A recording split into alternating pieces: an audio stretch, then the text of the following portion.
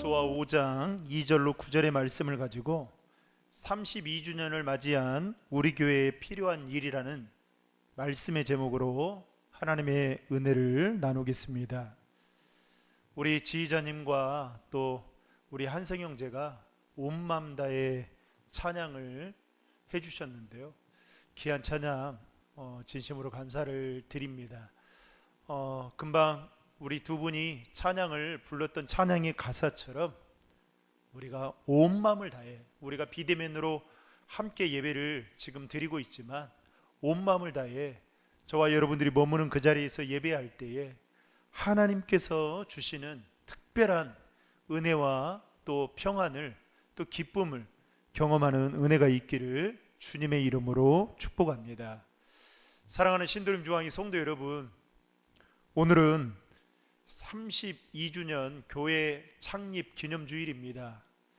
한 주를 늦춰서 여러분들과 되도록이면 만나서 우리가 함께 현장에서 예배를 드리기를 원했는데 코로나19의 상황이 여의치가 않게 되어서 또 우리는 비대면으로 이렇게 온라인으로 예배를 드리게 됩니다.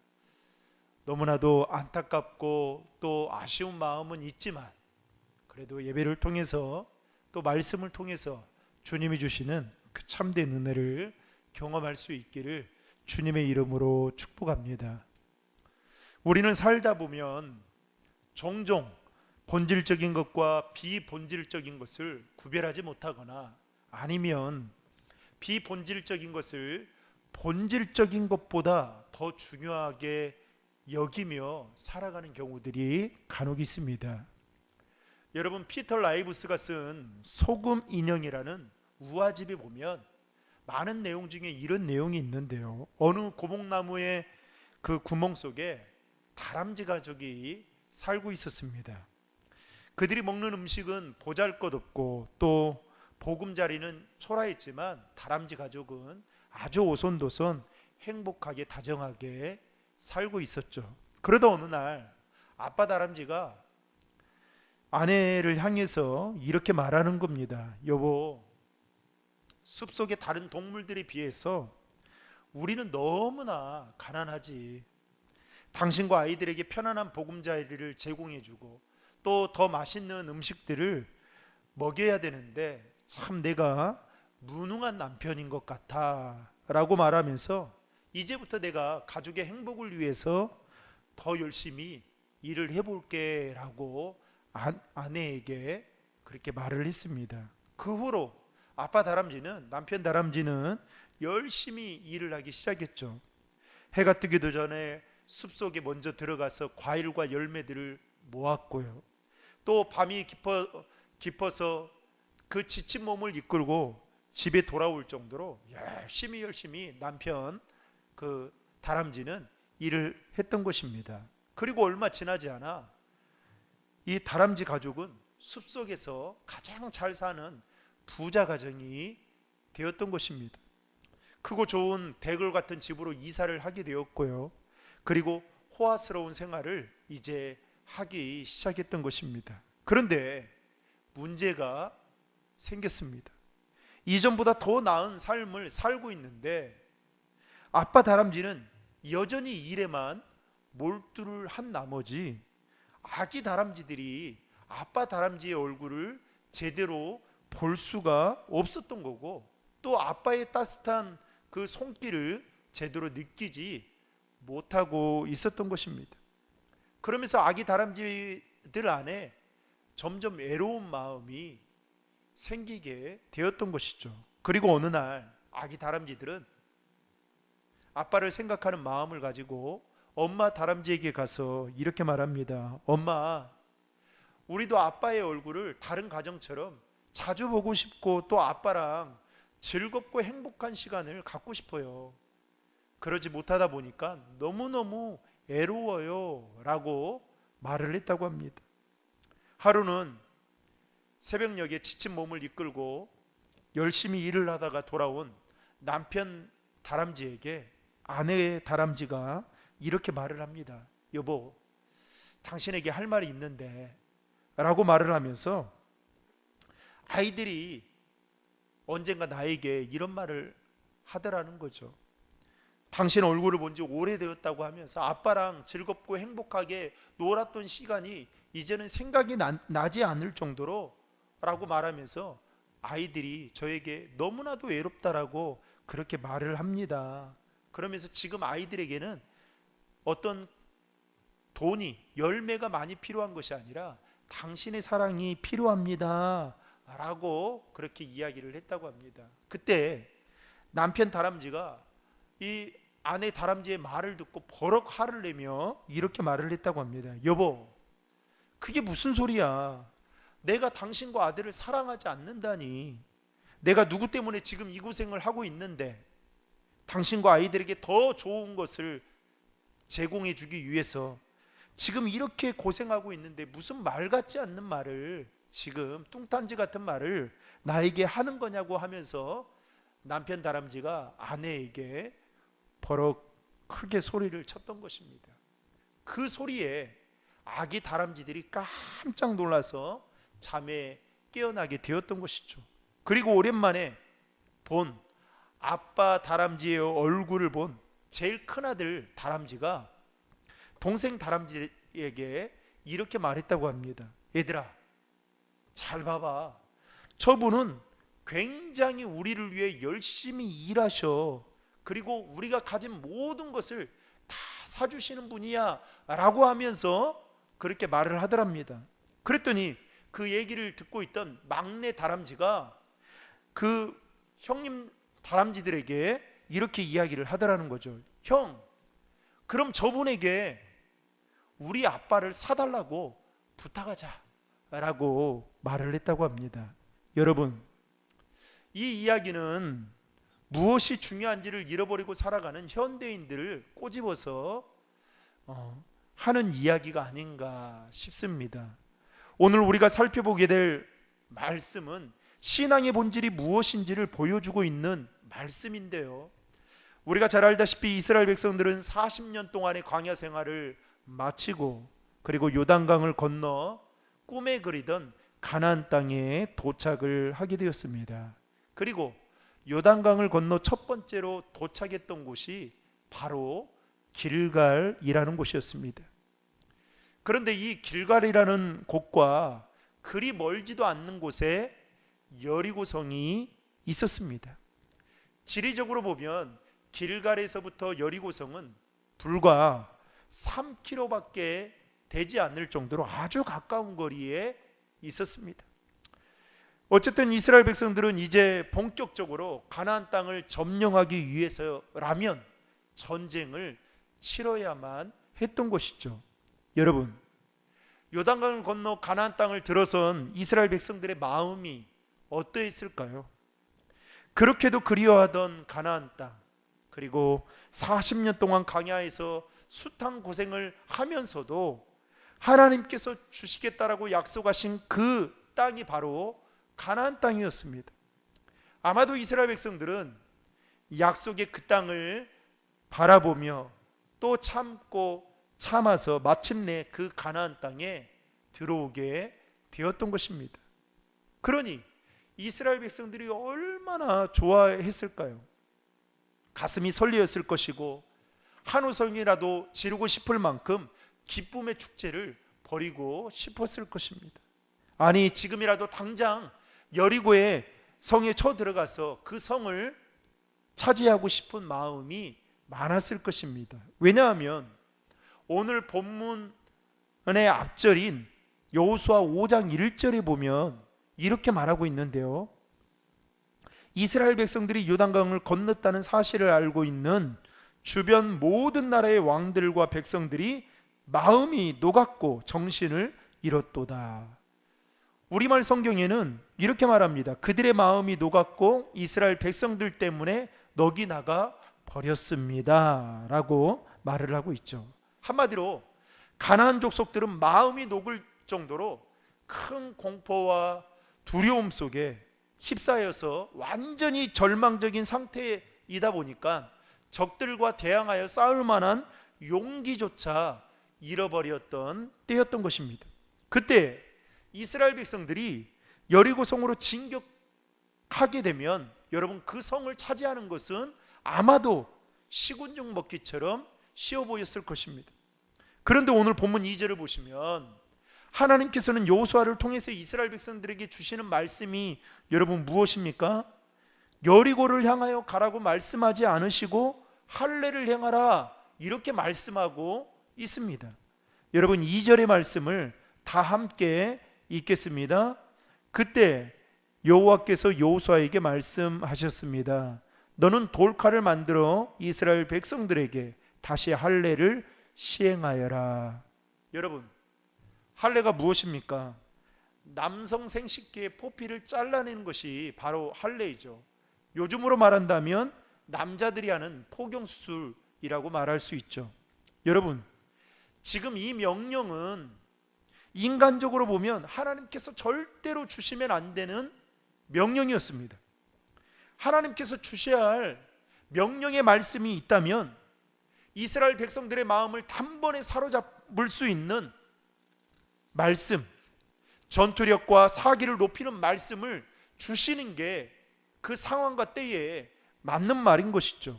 왜냐하면 지금 이스라엘 백성들은 요단강을 건너고 난 이후이기 때문에 상당히 분위기가 좋았습니다. 또 이 사기를 그대로 이어간다면, 그래서 여리고성을 진격해서 그 성을 무너뜨리게 된다면 그들은 이제 가나안 땅을 차지할 수 있다라는 생각 때문에 여호수아와 이스라엘 백성들이 갖고 있는 공통적인 마음이 바로 이와 같은 마음이었을 것입니다. 여러분 사람이 말을 잘 하려면요 3가지를 고려해야 한다라고 합니다. 첫 번째는 시간, 즉 때를 잘 알고 말을 하는 것이 필요하다라는 것이죠. 다시 말하면 슬플 때는 위로의 말을 해야 되고 기쁠 때는 축복의 말을 해야 되는데, 반대로 슬플 때 기쁨의 말을 하거나 기쁠 때 낙심의 말을 하게 된다면 분위기가 깨지기 마련이겠죠. 그래서 시간, 즉 때를 알고 말을 하는 게 중요하다라는 것입니다. 둘째는 장소를 고려해서 말을 하는 것이 필요하다라는 것입니다. 결혼식장에 가서는 결혼식장에 걸맞는 말을 해야 되고, 장례식장에서는 장례식장에 걸맞는 말을 해야 된다라는 것이죠. 셋째는 상황에 맞는 말을 하는 것이 필요하다라는 것입니다. 여러분 잠언 25장 11절에 보면 이런 말씀이 있습니다. 경우에 합당한 말은 아로 새긴 금쟁방과 같으니라. 경우에 합당한 말을 할 줄 아는 사람, 다시 말해서 상황에 딱 맞는 그 말 한마디를 할 줄 아는 사람, 이런 사람들의 말에 의해서 누군가는 도전을 받고 또 위로와 용기를 얻고 위기를 모면할 수 있는 제공을 허락해 준다는 것입니다. 그런데 오늘 본문을 보면 하나님께서는 여호수아에게 주시는 그 말씀을 보면 할례를 행하라는 이 말씀은 시간과 장소와 상황에서 완전히 벗어난 말씀을 하고 계시는 것이었습니다.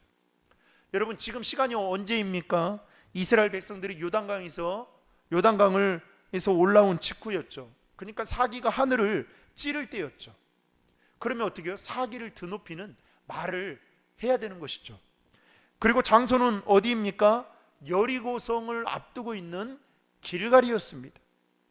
가나안 족속이 쳐들어오게 되면 1시간 안에 전쟁이 일어날 수 있는 아주 가까운 거리가 바로 이 지역이었습니다. 그러니 여러분 어떻게 해요? 그 장소에 맞는 말을 해야 되겠죠. 또 상황은 어떤 상황이었습니까? 전시 상황이었죠. 개인과 가족의 생사를 넘어서 민족적인 생사의 갈림길에 서 있는 아주 위험한 상황이었습니다. 그러므로 이런 시간, 이런 장소, 이런 상황에서 하나님께서 오늘 여호수아를 통해서 이스라엘 백성들에게 주시는 할례를 행하라는 이 말씀은 완전히 벗어나는 말씀, 지혜롭지 못한 말을 지금 하고 있는 거라고 볼 수 있다는 것이죠. 여러분 창세기 34장에 보면 할례 사건이 나옵니다. 이 야곱의 딸 디나가 그 도시를 구경하러 나갔다가 그 땅의 추장이었던 히위 족속의 그 추장의 아들에게 강간을 당하게 되죠. 있어서는 안 될 일이 벌어지게 된 것입니다. 히위 족속의 아들이 그나마 이 디나를 사랑해서 야곱과 그의 아들들에게 찾아와서 결혼을 시켜달라고 그렇게 말을 합니다. 이때 야곱의 아들들이 히위 족속에게 뭐라고 말합니까? 우리는 할례받은 민족이기 때문에 할례받지 않는 그대들과는 결혼을 할 수 없습니다. 만약 그대들이 우리의 지방과 결혼을 정식적으로 맺고 싶다면 할례를 행하십시오. 그러면 결혼을 승낙하겠습니다 라고 그렇게 제안을 합니다. 그 제안을 히위 족속들이 다 받아들이게 되죠. 그래서 히위 족속에 있는 모든 남자들이 다 할례를 받게 되었던 것입니다. 그리고 할례를 받은 지 3일이 되었을 때에 여러분 어떤 일이 일어났습니까? 야곱의 두 아들이었던 시몬과 레이가 칼을 차고 히위 족속이 살고 있는 그 성에 몰래 들어가서 그 땅에 있는 모든 남자들을 칼로 모조리 죽이는 대살육을 벌이게 됩니다. 여러분, 시몬과 레이 이 두 사람이 그 히위 족속의 모든 남자를 죽일 수 있었던 것은 바로 그들이 할례를 받고 고통 중에 있었기 때문에 가능할 수 있었던 것입니다. 여러분, 할례를 받게 되면 지금도 그렇지만 며칠을 꼼짝도 할 수 없고 또 싸울 수도 없습니다. 그런데 지금 여리고 앞에 전시 상황에 놓여 있는 이스라엘 백성들에게 하나님께서 여호수아를 통해서 할례를 행하라고 하는 이 말씀은 정말 상식 밖의 일이고, 또 심하게 말씀드린다면 전시 상황에서 자살 행위와 전혀 다를 바가 없는 말씀이었던 것이죠. 여러분, 여기서 우리가 한 가지 기억해야 할 것은 하나님의 시간과 또 하나님의 장소와 하나님의 상황이 우리의 시간과 우리의 장소와 우리의 상황과 다를 수 있다라는 것입니다. 여러분, 이것을 이해하지 못하면요, 절대로 하나님의 말씀에 순종할 수가 없게 되는 것입니다. 만약에 이스라엘 백성들의 시간과 장소와 상황에서 오늘 하나님이 말씀하셔야 된다라고 한다면, 명령의 말씀이라면 어떻게 해요?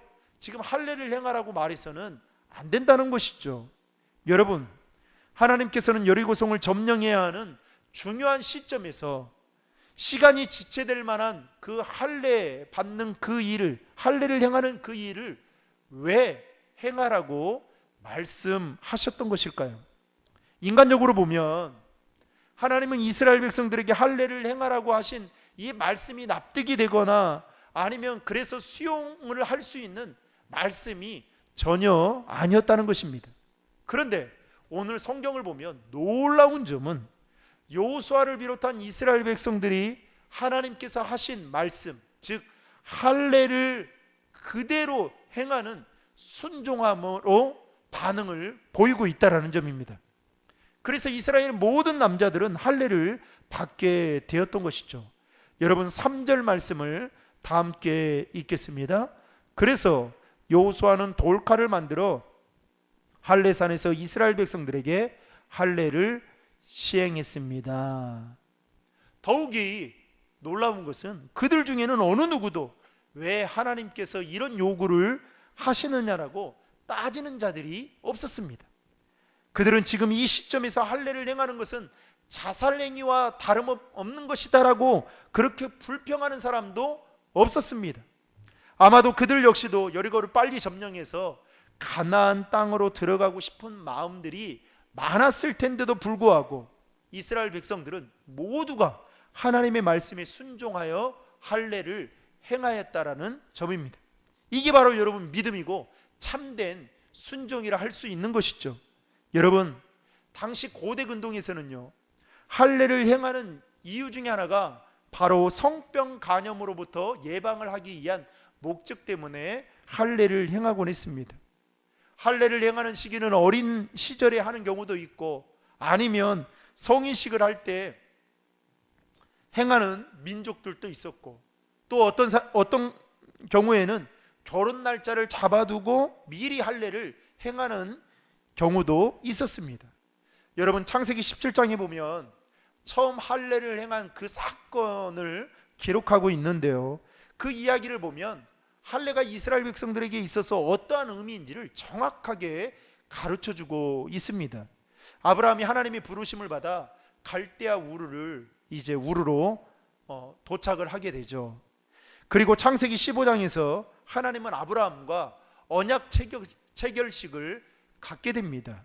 아브라함이 3년 된 암소와 그리고 암염소와 순양과 산비둘기와 집비둘기를 반으로 둘로 쪼개 놓고, 그리고 그 쪼개진 짐승 사이로 하나님은 타는 횃불이 지나가도록 하셨습니다. 이것은 곧 하나님께서는 아브라함의 언약을 지키시겠다라는 약속의 상징이기도 했죠.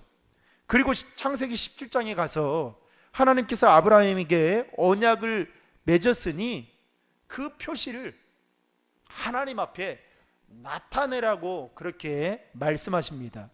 여러분, 그 표시가 무엇입니까? 바로 할례를 행하는 것이었습니다. 그 집안에 있는 모든 남자들은 할례를 행하고, 앞으로 아브라함의 자손으로 태어나는 모든 아이들은 태어난 지 8일째 되는 그 날에 할례를 받으라고 하나님은 말씀하셨습니다. 이스라엘 백성들에게 할례라는 것은 하나님의 백성이라는 언약의 표시이면서 언약 도장을 몸에 새기는 행위와 같은 것이었습니다. 다시 말하면, 쉽게 말하면, 나는 하나님의 백성이다, 나는 하나님의 자녀이다, 나는 언약 공동체 안에서 하나님의 백성으로 살겠습니다 라는 이 마음을 가지고 언약의 도장을 몸에다 피 도장으로 새기는 것이 바로 할례였던 것입니다. 이와 같이 할례는 언약 백성이 되는 의식 중에 하나였던 것입니다. 또한 할례는 영적인 의미로 본다면 그 땅에 살고 있는 가나안 족속들이 있었죠. 그들은 세속적이고 태폐적인 문화를 가진 자들이었습니다. 그런데 여기서 할례를 행하라는 것은 그들 세속적이고 태폐적인 그 주변의 민족들과 섞이지 않고 하나님의 선민으로서 인식하고 구별되어진 삶을 살아가기 위한 목적으로 하나님은 할례를 행하라고 말씀하고 있다는 것입니다. 다시 말하면 하나님은 이스라엘 백성들이 이제 세상의 자녀가 아닌 하나님 나라의 백성이라는 그 소속, 그 정체성을 가지고 살아가는 것이 더 중요하다라는 그 의미를 할례에 두고 그래서 행하라고 말씀하셨다는 것입니다. 하나님은 이스라엘 백성이 가나안 땅을 정복하는 것도 중요하지만 하나님에게 있어서 정복 전쟁보다 더 중요하게 여겼던 것은 이스라엘 백성들이 정체성을 가지고 살아가기를 원하셨던 것입니다. 다시 말해서 하나님의 나라의 백성이라는 소속감을 갖고 살기를 원하셨던 것이죠. 따라서 하나님은 이스라엘 백성들이 가나안이라고 하는 세상과 하나님 사이에서 양다리를 걸치고 사는 자가 아닌 너희들의 소속을 분명히 밝히고 가나안 정복 전쟁을 하기를 원한다 라는 이 의미를 가지고 하나님은 여호수아를 통해서 이스라엘 백성들에게 할례를 행하라고 말씀하셨다는 것입니다. 그만큼 하나님은 할례를 중요시 여겼던 것이죠. 하나님은 전쟁의 승리를 위해 이스라엘 백성들에게 전략을 짜고 교두보를 마련하는 일보다, 또 무기를 갈고 그들의 무기를 닦는 것보다 너희들의 소속을 정확하게 하고 사는 것을 더 중요하게 여겼다는 것입니다. 그리고 이스라엘의 모든 남자들이 할례를 받은 후에 하나님은 여호수아에게 이렇게 말씀하셨습니다. 오늘 본문 9절의 말씀인데요, 같이 읽겠습니다. 그때 여호와께서 여호수아에게 말씀하셨습니다. 오늘 내가 너희에게서 이집트의 수치를 굴려내 버렸다. 그리하여 그곳 이름이 오늘날까지 길갈이라 불리게 됐습니다. 이스라엘의 모든 남자들이 할례를 받은 후에 하나님께서 그 백성들에게 뭐라고 말합니까? 오늘 애굽의 수치를 너희에게서 떠나겠다. 그렇다면 애굽의 수치가 무엇입니까? 바로 이스라엘 백성들이 지난 430년 동안 애굽의 노예로 종살이했던 그 신분으로서, 노예의 신분으로서 살았던 것을 이제는 벗어나게 하겠다. 다시 말하면 너희들을 이제는 노예에서 자유인으로 만들어주겠다라는 그 말씀을 하고 있는 것입니다. 사랑하는 성도 여러분, 오늘은 우리 교회가 32주년을 맞는 날입니다. 창립 기념주일을 맞아 다시 한번 우리가 생각해 봐야 할 것은, 하나님께서 지금 저와 여러분에게, 그리고 우리 교회에게 무엇을 원하시고 계시는가에 대해서 생각해 볼 필요가 있다라는 것입니다. 지금 우리는 교회를 위해 뭔가 더 크고 더 많은 일을 하는 것, 이것도 중요합니다. 그래서 더 많은 업적을 이루고 더 많은 부흥을 일으키는 것도 중요하겠죠. 그러나 하나님은 그것보다 더 중요하게 여기는 것은 내가 어디에 속한 자인지, 그리고 그 소속감과 그 정체성을 확실하게 가지고 살아가는 것을 더 중요하게 여기신다는 것입니다. 여러분, 코로나가 정말 많은 것들을 바꾸어 놓았습니다. 특별히 우리는 코로나19로 인해서 이제는 마스크를 쓰고 예배를 드리는 것이 일상이 되어버릴 정도로 이제는 마스크에 의존하며 그렇게 살아갈 수밖에 없는 상황입니다. 비대면 예배를 드릴 수밖에 없고요. 그러다 보니까 참으로 답답하고 가슴이 아플 뿐입니다. 코로나로 인해서 교회 안에 있는 모든 사역들이 다 올스톱한 상태입니다. 또한 교회발 코로나 확진자가 많아지게 되면서 세상 사람들이 바라보는 교회의 시선은 자꾸만 좋지 않은 시선으로 여러분 인식하고 있다라는 것입니다. 최근에 친구 목사에게 들은 이야기가 있습니다. 그 교회는 개척교회인데요, 그래도 초등학교에 있는 주변의 교회라 아이들이 많이 나오는 그런 교회였어요. 그런데 그 코로나가 터지고 나면서 그 많은 아이들이 이제는 나오지를 않는 겁니다. 이유는 두 가지입니다. 하나는 그 아이들 중에 부모가 교회를 다니는 사람이 없기 때문에 이제 아이들이 나오질 않고요. 또 하나는 부모님과 그리고 선생님들이 교회를 가지 말라고 해서 교회를 나오지 않는다고 합니다. 그 친구 목사의 아들이 언젠가 한번 학교를 갔다가 자기 아버지에게 이야기를 하더라는 거예요. 아빠, 학교 선생님이 요즘에 계속 그러시던데 우리에게 교회를 나가면 안 된다라고 하면서 교회를 나가지 말라고 하는데 그게 맞는 말인가요? 라고 그렇게 말을 했다고 합니다. 그만큼 어떻게 해요? 이제는 교회가 코로나의 집단 감염소처럼 그렇게 사람들이 그렇게 생각을 하고 또 그렇게 말을 한다라는 것이죠. 그 말을 듣고 참 충격을 받게 되었습니다.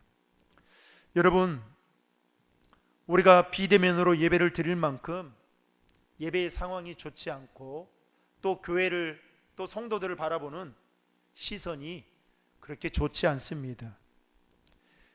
그러한 때에 우리가 정말 놓치지 않고 이것만큼은 확실히 해야 되는 것 중에 하나가 있다면 바로 이것입니다.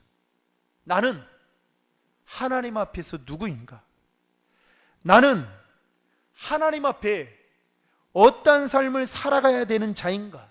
나의 정체성과 나의 소속감을 분명히 하고 살아가는 것, 이것이 바로 할례를 행하라는 그 의미가, 큰 의미가 담겨져 있는 것이라는 겁니다.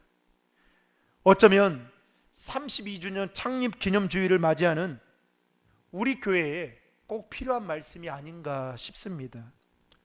저도 우리 교회에 온 지 이제 거의 1년이 돼가는데요, 많은 생각들을 가지고 또 많은 프로젝트를 가지고 어떻게 교회를 일구어 갈까 그렇게 생각을 하고 지금까지 기도하고 있습니다.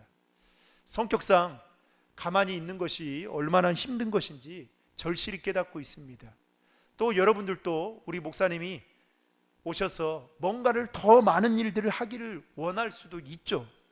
그러나 여러분, 다시 한번 오늘 말씀을 통해서 우리가 생각해 봐야 될 것은, 하나님은 여호수아를 통해서 이스라엘 백성들에게 할례를 행하라는, 즉 너희 소속을 분명히 밝히고 구별되어지고 성결한 삶을 살아가기를 원하셨던 것처럼 저와 여러분 모두도 어쩌면 코로나로 인한 뉴노멀 시대에 믿는 자로서의 분명한 정체성을 가지고 하나님 앞에서 더 구별되어진 거룩한 삶을 살아가기를 원하시는 것이 바로 하나님이 저와 여러분에게, 그리고 우리 교회에 원하시는 뜻이 아닌가, 이렇게 묵상해 보게 되었습니다.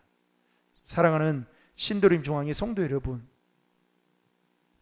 저와 여러분이 누가 뭐라 해도 하나님의 자녀이고 하나님의 백성임을 기억하시고 하나님의 백성과 하나님의 자녀답게 코로나 시대에 정말 믿음으로 거룩하고 구별되어지고 더 성결한 삶을 살아가는 일이 우리의 신앙의 본질임을 알고 그렇게 살아갈 수 있는 하나님의 사람들이 다 되시기를 주님의 이름으로 축복합니다. 기도하시겠습니다. 하나님 아버지, 감사합니다. 창립기념주일을 맞아 하나님 앞에 또 예배로 나아갈 수 있도록 인도해 주시니 감사합니다.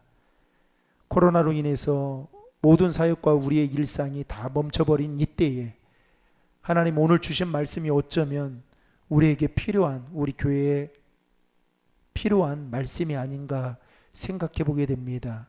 내가 누구인지, 내가 하나님 앞에서 어떠한 자인지를 분명하게 알고 나의 정체성과 소속감을 하나님께 두고 그렇게 믿음으로 살아가는 저희들의 삶이 되도록 인도해 주시옵소서. 우리의 능력이 성결과 구별되어진 거룩한 삶에 있음을 깨닫게 도와주셔서 그렇게 삶을 살아가도록 인도해 주시옵소서. 예수님의 이름으로 기도하옵나이다. 아멘.